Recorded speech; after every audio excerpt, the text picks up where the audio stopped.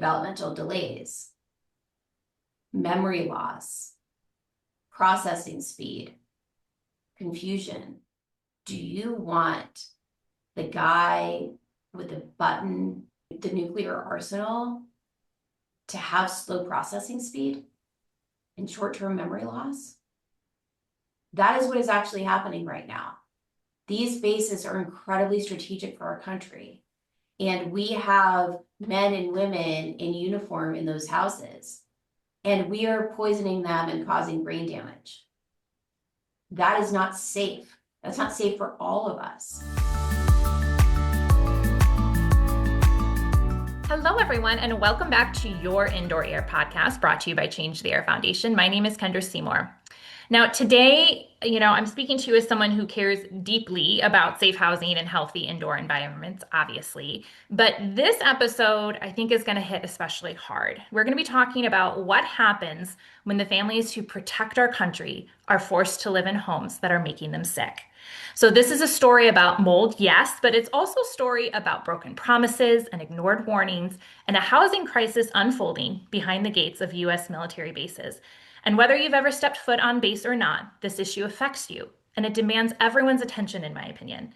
So before we jump in and I introduce our guests, I want to set the stage with some critical context for you. I think it's important as listeners, you have some background so you can understand how big this problem really is. Today, there are nearly 700,000 service members and their families who live in privatized military housing across the United States. So what does that mean? It means that military homes aren't managed by the military or government. They're managed by private companies. So there are 14 private companies who own and operate 99% of these homes, and they oversee 78 developments through long-term contracts, many of these contracts lasting as long as 50 years. So I do want to just add one more point of context. For the purposes of this interview, when we say military housing, we're going to be talking about single-family homes where military families live, which is different than the barracks for unaccompanied service members, although barracks on their own have issues as well. So these homes that our military families live in are supposed to be safe places to raise children and recover between deployments. But for decades, these families have reported widespread and dangerous conditions. We're talking toxic mold and water damage, lead exposure, pest infestations, sewage backups, and so much more. So despite years of complaints and investigations and even congressional attention, the system remains broken and these families continue to suffer. So to help us tackle this topic, I am so excited to welcome Kristina Baehr and Michael Rubino. Thank you both so much for being here. Thank you for having us. So I want to tell you a little bit about each of our guests before we jump in. Kristina, she's a powerhouse. She is a national trial lawyer who represents sick people against the companies that make them sick. And she founded Just Well Law Firm to help her clients recover financially so that they can rebuild their health and their lives. And I think one of the things that is so powerful about Kristina is she has been impacted herself, her and her family. So she truly understands this. We have other episodes with Kristina that we'll link to, of course, in the show notes.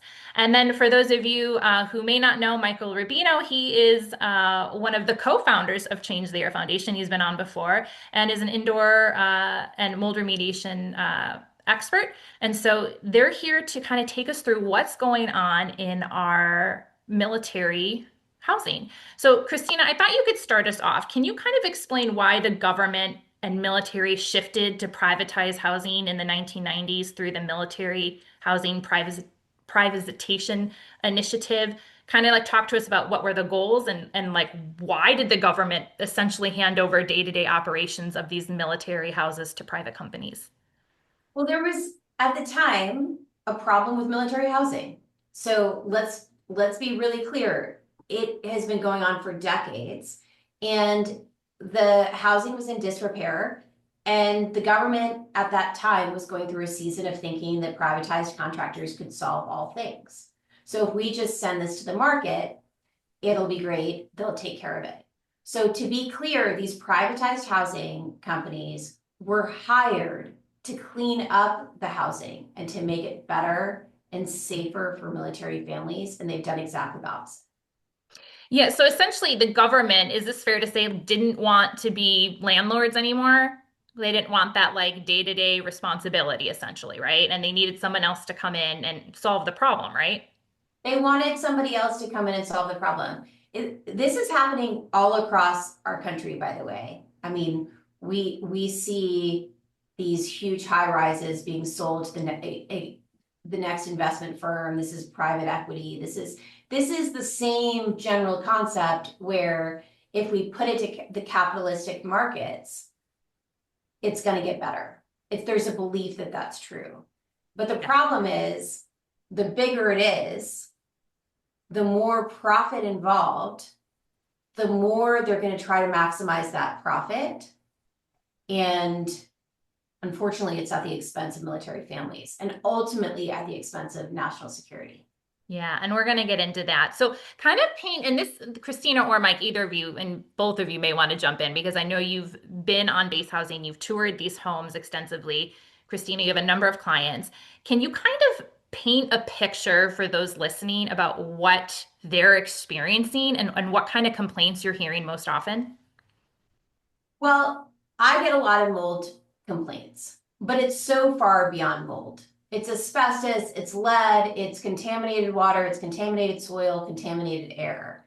We have Superfund sites to start with. So there's just intense contamination on every base. But the housing problems in particular that Michael and I have been looking at are their entire neighborhoods, and every neighborhood is different, has a different problem, where there's structural problems with the housing. So for example, in one neighborhood, they replaced all the roofs with metal roofs. They didn't add the appropriate ventilation. In that entire neighborhood, ceilings have been falling in for a decade with asbestos, lead, and mold because the roof has become very hot. You add in HVAC and you get condensation in the ceiling. I'll let Michael get into the details, but basically condensation in the ceiling, roofs fall down.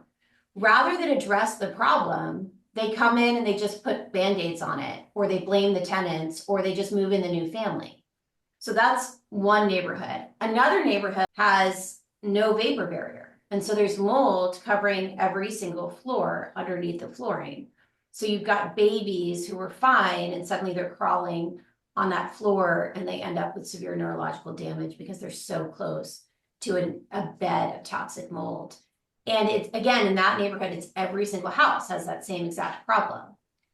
These privatized housing companies know of the problems and just come in and put Band-Aids on it and then put the next family in, get people out, get people in, and they are turning a blind eye to the very real dangers that are affecting military families. And it's all about the incentives. Show me the incentives and I'll show you the outcomes. And that's what you have here. So it's almost like, and for those listening, a lot of our military families, they don't stay in the same place for very long, maybe a couple of years. And so it's just, put off dealing with it, cover it up, and then that tenant moves on and somebody else moves in and the whole process starts all over. Mike, now I know you have walked through some of these houses from your viewpoint and expertise. Like, can you tell us some other things that you're seeing? I know Kristina highlighted a few. Oh, yeah. So let me ask you this. Have you ever heard of the term put lipstick on a pig? I have, but why don't you unpack it? Because it's a great visual for us. Great idea. So this whole terminology, put lipstick on a pig, it really means you cover up the pig, you make it look prettier. Here's the issue, right? When the military housing hired all these privatized companies, 30, 40 years ago, whatever the time frame is at this point, and signed these 50-year contracts, not a very intelligent idea, by the way, but moving on from that, what they actually did was they put lipstick on a pig and they covered up all these different issues, but never actually solved the root cause of the issue, right? And it's actually pretty big terminology in like the flipping community. If you ever watch these HGTV shows, right, where they come in, they basically just like build over all these different problems. It looks pretty, right? Like it looks like it's fixed, but all these fundamental issues are never addressed. And then what ends up happening is a lot of people, they move into these flip homes, they start to get sick, right? So that's what I mean by this whole lipstick on a pig. And when I walk into these houses, that's exactly what I see. I see, everything's freshly painted. In the one property that Kristina was talking about, one community, there's a community of houses, not just one property. The ceilings were literally caving in. like literally falling down. Okay. That's how saturated they were. And you know what they did? Brilliant idea. Ready? They take 1x4s. So these are 1 inch by 4 inch pieces of wood, and they just start tacking that wood up to keep the ceilings from caving in. Now, that was a strategy that they employed instead of actually addressing the root cause of the issue, which the root cause of the issue in this particular case is exactly what Kristina said. So the condensation was literally absorbing into the ceiling, hence it literally crumbling and collapsing. And again, they just tacked 1x4s up and said, this will solve the problem. I want you to think about this for a second. Think about, they go to the store, they buy all this material, okay? They pay all these people to go house by house by house by house to put up these pieces of wood instead of addressing the problem. I mean, it's literally like going into your backyard and taking a pile of money and just lighting it on fire. That's what we're doing. And so this whole putting lipstick on a pig strategy, unfortunately, it doesn't actually work. And worse off, it makes people think that the problem's solved when it's actually not. So all the while, these people are living in these homes, right? That they're telling them it's been appropriately resolved. And what we had found while we were there was extraordinary numbers of mold contamination inside the wall cavities, because this area was cascading down the walls, inside the ceiling cavities, inside the HVAC system, and beyond, right? And so, as you can see, the proof is in the pudding that these strategies are not effective. Yeah, and we have a new military liaison, just to add, and even more context to this. And when she moved into military housing, I mean, they had like visible mold on the vents, and the relative humidity inside was like 73%, which is can be conducive to certain kinds of mold growth. And so these are very systemic issues. And there's a great quote by someone named Dr. Joseph Seabrook, and he says, "This isn't rocket science, it's building science." So it's not that we don't have solutions, true solutions for these problems. It's that they're being ignored. So Kristina, I've heard you talk about some of the crazy excuses that military families have been given by management companies. The excuses are just insane. One of my clients happens to be Italian. And so and by the way, it's in the neighborhood where all the ceilings have been falling down for at least a decade. So they've had a decade of ceilings falling down, including on a kid's bed, right? With lead, asbestos, and mold. And so the solution that they've been doing is putting up the wood that Michael described, which by the way, makes it look like shiplap. So people kind of like it. They're like, oh, it looks pretty, right? You're putting in place wet materials. You're holding in place the wet materials instead of removing them. So that's the context. And this guy walks in and says, "You must be Italian." And she's like, "Yeah." And he says, "Because you must be making lots of pasta. Up here, there's water condensation on your ceiling in the kitchen, and it must be from all the pasta you're making." Just unbelievable stuff. Or, the problem is really that you have the air conditioning on and you shouldn't have the air conditioning on. Or you didn't have it on, right? And you shouldn't have had the air conditioning on. We've had situations where they've come in, they've said, "You know what? No problem. We will fix it. What you really need is a dehumidifier." And so we're going to come in, we're going to give you a dehumidifier. And so we come in and we look in the HVAC, and there is a beautiful, big, nice dehumidifier. Kendra, not plugged in. They didn't even plug it in. And that's not one time. I mean, Michael, how many dehumidifiers did we see that had not been plugged in? None of them were plugged in. Yeah. So, I mean, the best was, we're with Michael, and can you tell them, Michael, about the drip pans? So we walk into a house, and where did you go to look in this house? Yeah, so two things. One, the dehumidifiers were not plugged in, but even if they were plugged in, they weren't even set up properly. Like, we literally opened up the book for the dehumidifiers that were just sitting there, the installation guides, and we're looking because I was like, it doesn't look like it's set up properly for this specific climate. It was in Florida. And sure enough, it was not the tube for the dehumidifier, like the actual tube that takes the exhaust in and then pushes it out, right? So you get that loop of dehumidification. It wasn't looped properly. not for a climate like Florida. So what was going to happen was every time the HVAC shut off, the dehumidifier would shut off.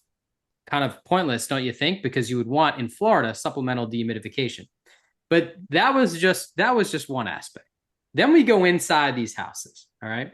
And they have this like return plenum, okay? And it's just like you typically would see a return plenum. You've got the grate, you take the grate off, you pull the filter away. And these guys actually put the drip pan inside the return plenum. So for those that don't know what that means that the HVAC, as it condensates, it's going to drip, and those drips are going to go in this bucket. Well, lo and behold, I mean, when we were talking to these people, first off, how many times, Kristina, were they saying that this thing flooded? I mean, and that's what every single house has the drip pan overflowing.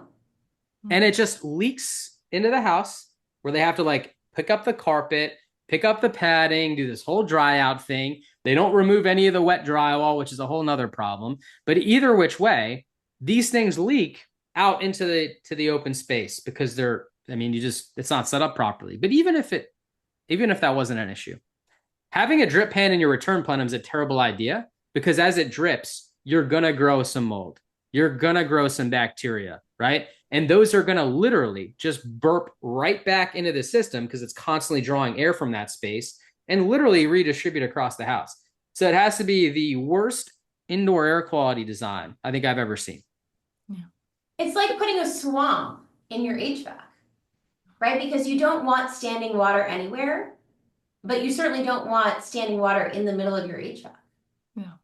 But it's overflowing in every house. So here's the thing. We go to every house and it's the same problem. And we say, well, what do they do when you call them? And they say, oh, they come and they drain the pan. So they know that this is a problem in every single house, and they just come in and they drain the pan. Now, bear in mind, that is the same neighborhood that has the floor of mold. So when it overflows, it's overflowing onto the floor that is already carpeted with mold. So you can imagine how dangerous this happens. This gets over time. And Kendra, we have named that case, and we have named it for Cam. And here's why. Our sweet friend, baby Camden, had a brain bleed when he was born, but he was otherwise fine. He was meeting his milestones. But then he started crawling on that floor. And he suffered a stroke. And he's going to live with the consequences for the rest of his life. Because nobody bothered to change that floor. Yeah. Now, okay. So when we went to that house, same neighborhood, different house, but same neighborhood, just a few down. Michael saw the very same problems that had been there years before when Cam was crawling on that floor. And in this house, the new family had also had to move because, again, a child was seriously injured. Guess what the name of that child was? I don't know. Camden. No. So this is Camden's case. This is a case for all the Camdens and all the kids. And I have a particular place in my heart. My team knows this, for children. And if a case involves a kid, I almost always take it, no matter what the problems are with the case. But I mean, this is a case for the children because it's entirely preventable. It's entirely predictable. And they don't seem to care about the Camdens of the world who will be seriously injured in these environments, in these very same houses, because you'd rather drain the drip pan than actually address the problem. And Michael, how much would it cost to fix the problem? Not very much. We're literally they'd have to just raise the system, put the drip pan above where the actual plenum is, just like how it should be. it really wouldn't be that crazy to fix cost wise. The other thing to consider, Kristina, too, is like, I want an actual number. Is it like $10? Is it $1 million? Like what? Oh, I mean, probably $1,000. I mean, Okay. to do it. I mean, $1,000. and they could have fixed it correctly in the first place, obviously. So we're gonna let the Camdens of the world get sick. We're gonna send maintenance guys out to that house over and over and over again to fix the drain pan because you weren't willing to spend $1,000 to solve the problem. And by the way, I asked Michael, I said, Michael, when we're in this house, would you like to see the attic? Because these houses had problems with the attic too. And what did you say? Of course. So what happened when you went up to look at the attic? They have the attic sealed shut so that you cannot go up there. I've heard similar cases too of you can't access the HVAC system, that those are locked and kept from the people living in the home. I'm really glad, Kristina, you made the pivot because we were going to go there next. Like so far we were kind of talking about the cosmetic issues and oh, that's annoying. But really at the end of the day, this is like a health crisis. These children are getting sick, their families are getting sick, the service members living in them are getting sick. And it's a human issue if you think about it. We're making the people who are protecting us sick. It's a mission readiness issue. It's a waste of taxpayer dollars. There's so many strings you can pull here, and maybe we'll get into some of that. But I wonder, Kristina, if you're comfortable speaking to it, because we've spoken with military families uh, a lot more recently, and there's allegations of like tampered work orders and pressure to close some of these maintenance requests quickly and more. So can you kind of walk us through what usually happens when these families you've been working with submit an order and say, hey, I'm seeing mold on my vents or there's bubbling in the ceiling? Like, can you speak to any of that? Oh, there's so much fraud. Someone reports mold. First of all, they'll often take out the word mold from the complaint altogether. They won't address it. I had a client whose maintenance guy came in and said, is that a dog? Did you register that dog? We might have to do something about that. Veiled threats. We're gonna take away your dog if you complain about this again. That's the implication. And so what you have is you have these work orders that are either ignored or delayed, or they're closed out and then they're reopened again. And it's fraud. They'll also come in and they'll say they fixed it, but they didn't. Or they'll say that they're going to remediate, but they don't. So some of it is fraud, some of it's just intentional neglect. And I say intentional, I really mean it. It's intentional. It's intentional to go in there and put slabs, shiplap up when you know that wet materials cause water damage, and water damage causes mold, and mold causes physical and mental harm. That's poisoning. And my clients use the word. They are quite literally poisoned at home by these big institutions who could care less. And then the other fraud that happens is they have these code words within the system so that they don't use the word mold. But even when there is growth reported or something like that, they won't put it in the maintenance history. So part of, the congressional actions that happened, now 5 or 6 years ago, they got a Bill of Rights, Tenants Bill of Rights. And so now you get a maintenance report when you come in, and you get the seven-year work order history. Well, when you get the work order history, it doesn't include mold. Because if they don't use the word, then they don't get it.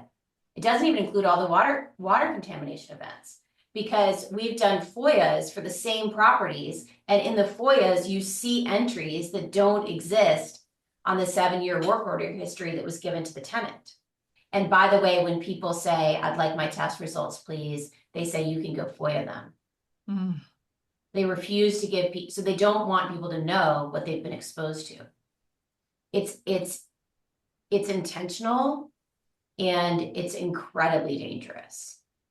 So, I mean, that is just like mind blowing. Like they can circumvent this by just not saying mold, which, and Mike, maybe you can speak to this, gives them kind of the, like, how are you just able to say, I'm not going to remediate that and like look the other way? Why, how are they getting away with that? Well, it's exactly what they're doing, right? They're not following proper protocols or procedures. They're trying to, they're basically everything to them is like this general construction work order, right? So a lot of this stuff gets remediated without engineering controls, without proper containment.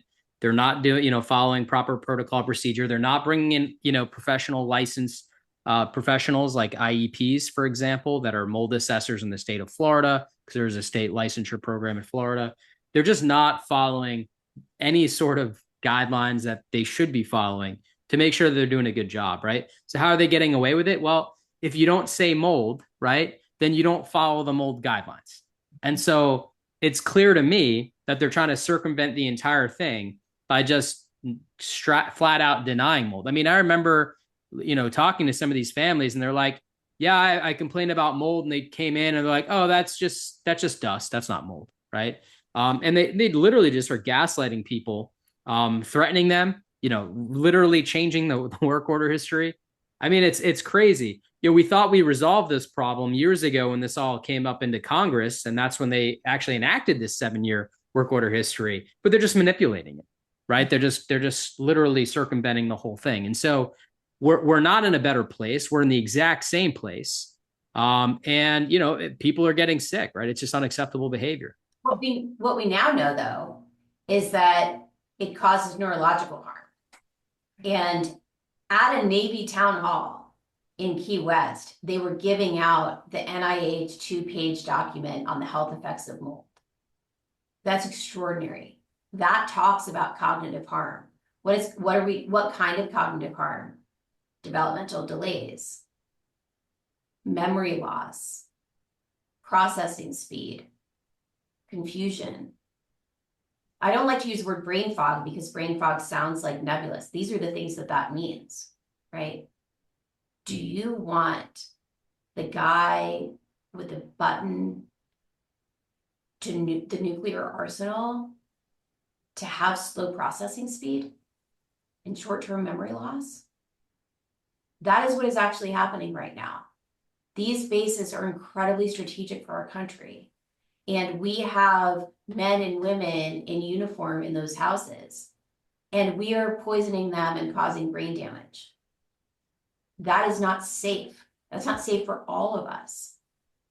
I can talk about the kids all day long, but we need to also talk about the men and women and our military leaders.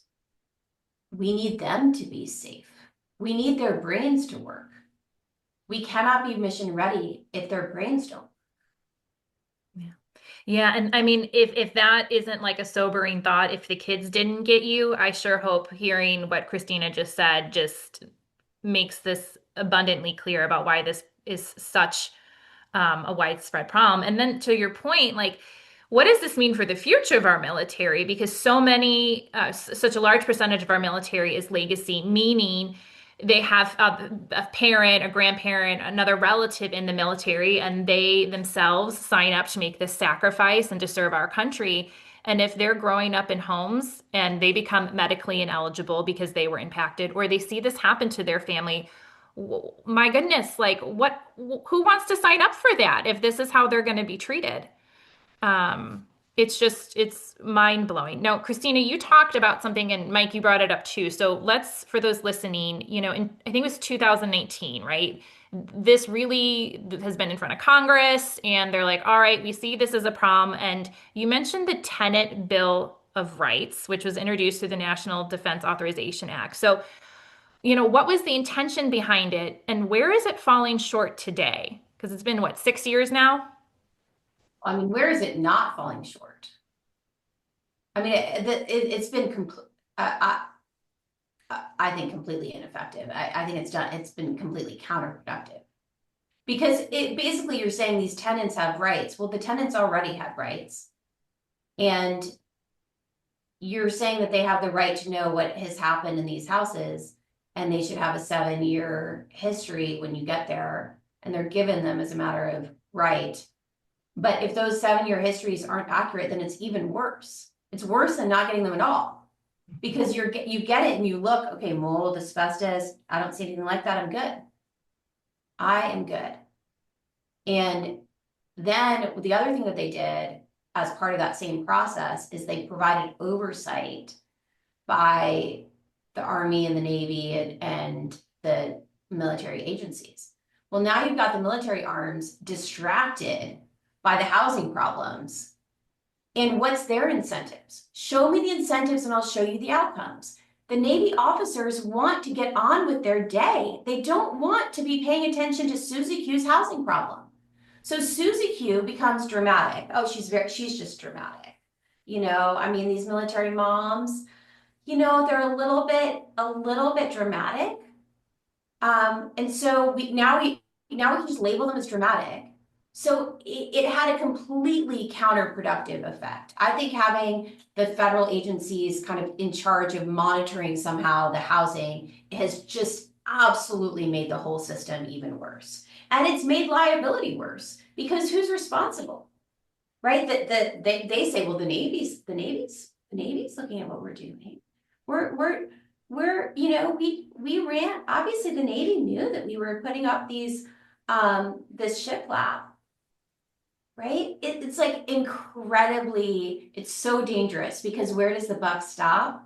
And the whole point of having the privatized institutions was to allow the buck to stop with the privatized entity so that they could be responsible. Now we're blurring the responsibility even further, which was already blurred, because who actually owns these houses? Many places, it's actually the military that owns the houses, which is why the privatized company doesn't have any true incentive, or they would say even ability, to come in and fix the actual problem.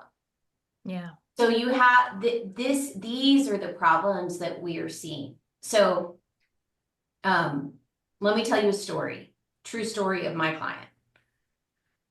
Mom is concerned about her house, and she keeps calling them to come and fix it. And every time they come, she gets sicker, and her family gets sicker, and she knows that the house is making her sick. And she's pointing out specific problems.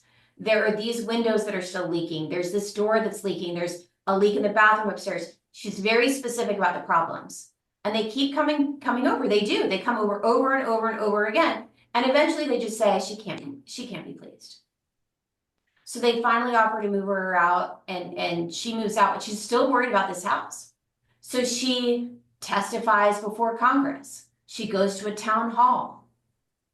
She files a class action complaint where she's the lead plaintiff, and she says, hello, look, this is not safe for any of our military families. We can't be living in this housing. Hello. Then she removes herself from that complaint and files a separate personal injury claim, because her kids are still very, very sick. Okay. When we actually figured out what was going on, it turns out that they just had labeled her high profile. She was a high profile tenant. So I have one of the leaders of this company at deposition, and I say, sir, he was the one responsible for this housing. Okay. It came to your attention when she testified before Congress, right? Yes. At that point, did you send an inspector to that house to see if it was okay? No. Did you pull the maintenance history and take a look at it? No. Well, then you got the federal complaint, right? Did you order an inspection at that time? No. She details all the problems in this complaint with specific places in the house where it's leaking. Did you address that? No. Well, what about when she filed her federal complaint? It came to your desk again, right? Yes. Same house, right? Yes. Same complaints, right? Yes. At that point, did you call a maintenance guy and say, can you go and check out this house? Did you order an inspection? Did you review the maintenance history? No. I reviewed the maintenance history with him. And I said, would you ever live in this house? And he said no. But he never looked at it before that deposition. Because it was clear from the maintenance history that the problems had never been fixed. The same problems over and over and over again. She wasn't a Karen. She was right. And you know what I said, sir? You didn't care about what the family that's currently living in that house? I said, you know who cared enough to order an inspection? Me. I am the first one to order an inspection of that house. My firm was brand new, by the way, at my own cost. I don't know if Michael charged me. Let's get back to Michael to tell what happened when you went to that house. It was atrocious, you know. I got goosebumps literally listening to you revisit this story. I mean, it was literally insane, the amount of problems that this house had and the way in which they went about this entire process. You know, I don't remember how many pages my report was, but it was pretty extensive. And it was just violation after violation of just all these different industry standard of cares that they were supposed to provide that they just didn't. I think, you know, what really frustrates me about this entire thing is like when I think about our military, like they're literally signing up and they're putting their lives on the line for us as Americans, literally fighting for our freedom, right? And we're not asking for them to live in the Taj Mahal. I mean, these houses are just not good living conditions. And it's no secret that a lot of our young kids are now medically ineligible to even join the military. And I can't help but wonder how much this plays a role into that. And what they want to do is they want to bleed out like the companies like mine that are investigating, right? They know that if I think that they were probably banking on me not inspecting that house because that family had moved out. But when Michael and Josh went there, there was mold growing on the new kid's bed. I mean, it just sounds like this is like a classic case of like we're gonna push it off for as long as possible. We're gonna deny. We're going to do as little as possible because we can pass the puck on to someone else. And I think, you know, these companies probably see military families as a really bankable venture because you have reliable source of tenants year after year. Many people don't realize that their rent is automatically deducted from their paycheck. So it's not as simple as, you know, I'll withhold rent, I'll follow through with, you know, my legal rights, because in many cases that looks a little different. So maybe speak quickly because someone listening might say, hey, well, why don't they just move out and live somewhere else? And someone not familiar with military and housing stipends, can you just quickly talk to why it's not as simple as, we'll just move to a different house? Because you're using your BAH, which is your housing allowance, and your housing allowance is going directly to this privatized housing company. And they don't want to let you out of your lease until your lease is over. So it's the same reason that people have a hard time moving out of any big building, right? Because they're threatened with this is going to affect your credit and we're going to send it to creditors. And by the way, we're going to get your command involved, which again is this terrible system where you have both involved in this, I think in a way that pushes down the tenant instead of lifting the tenant up. And so that, you know, people aren't able to leave for that reason. But I will say this, I have had clients sleep in a tent on their own property in military housing, and they felt better. And so they spent months sleeping in a tent. So I think some people say they can't afford to leave. And I understand that, and that's especially true with military housing. Other clients have come to the conclusion that they can't afford to stay because the impact on their health will be with them forever. Mm-hmm. And the cost of that is tremendous. And that's why this is so critical. for us all to pay attention to, because what is happening to these military families is not fair. And it shouldn't be their job to try to figure out how to get their family to safety when they're also trying to deploy and represent our country overseas. Yeah. You can't have somebody overseas focused on national or international crises of our day and worried about whether the leasing office is going to allow their family to move to a safer location. And then the other thing that happens, I should add, is that they try to move them. That's okay. You don't need to stay in this house. You can have this other house down the street. With the same problems as you just That house described. has the exact same problem. And don't worry, we'll put you in Patriot housing in the interim. Well, people go into Patriot housing and it's worse than the place that they've just come to, because at least the place they've come to, they've been replacing the filters, they've made it safe for themselves, as safe as they could make it. And then they get to the Patriot house and they find that the filter is completely black because the agency never took responsibility to even change it. And there hasn't been any air purification in there, and there hasn't been any air scrubbing. So you're always trying to figure out how to get your family to a safer place. So I know, Kendra, you work with people a lot and help them think through these things. But I always try to say to my clients, it doesn't have to be decided today. It's like helping someone get out of an abusive relationship. It doesn't have to be today. You can make a safety plan. Move every day, do something for your own healing so that you can move towards safety.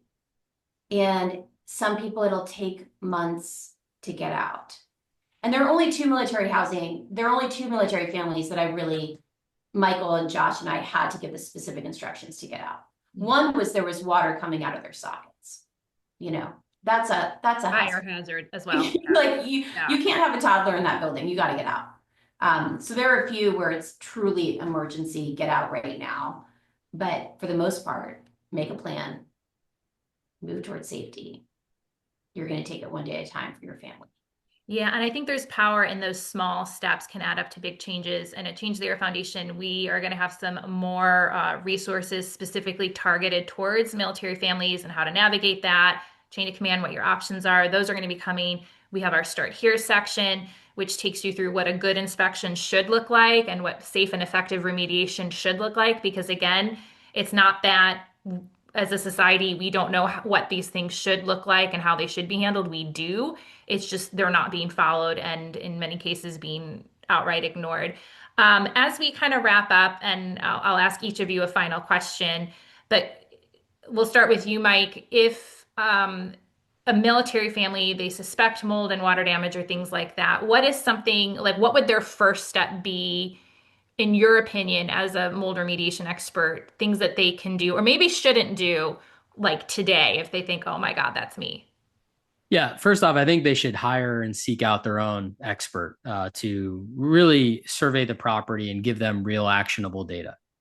Because I think if they rely on the military's handyman service that really isn't trained in mold assessments and mold remediation, I think they're going to spin in circles like we've seen so many different times.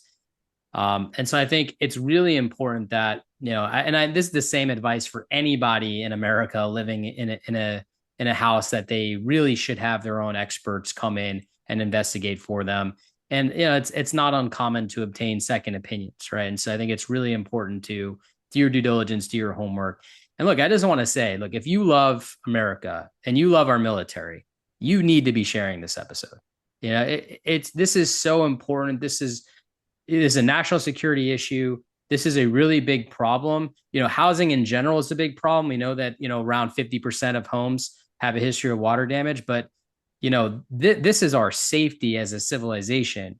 And we really need to get around this key core issue so that Congress can do something about this, because it's a big problem. Yeah, absolutely. And like I said, information can be found on our website about what that first step might be to find a true expert who really understands the health consequences. Kristina, why don't you wrap it up? If there are military families listening and they want to know what their rights are or maybe consider legal steps, like what would some first steps look like for them? Well, call our office because we take every call. And we'll do a resource call with you. We'll send you the resources. Y'all are on our resource list. We want people to have the information that I wish I had had when I was in your shoes. Because I didn't know about any of this stuff. And I just want people to know, and I want people to have the information. And so we share information with every single person who calls. That doesn't mean that every case is viable, but we want to help you make it viable if we can, and we can share resources with you. Yeah. Do not rely on the military or the privatized housing company to do any testing. They will not test.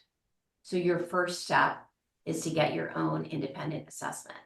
You can pull resources to do that.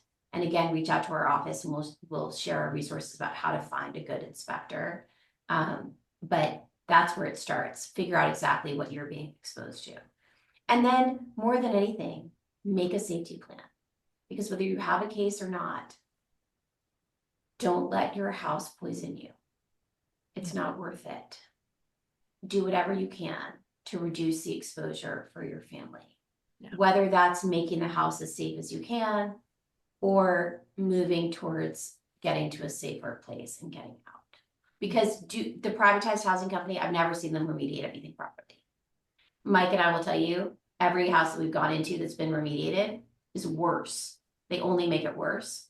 So don't trust them when they come in. They're like, oh, we're going to make it better for you. They're not. It's not going to be any safer. Yeah. No, and we're going to link to your website to make it easy for people to find you. I appreciate both of you being here. Thank you so, so much. So for everyone else listening, do me a favor. If this is a story that resonated with you, share it. If you are a military family and you're looking for next steps, head on over to changetheairfoundation.org. Or if you're any family and you're wondering, oh my goodness, maybe I'm in a rental, maybe I'm in my home and I don't know where to start, we have resources to take you through this process. And you're going to see going forward that we are going to be shining a light on mold and water damage and the conditions of our military housing. We're doing a lot of policy work alongside some amazing organizations and volunteers to support our military families, as well as residential properties.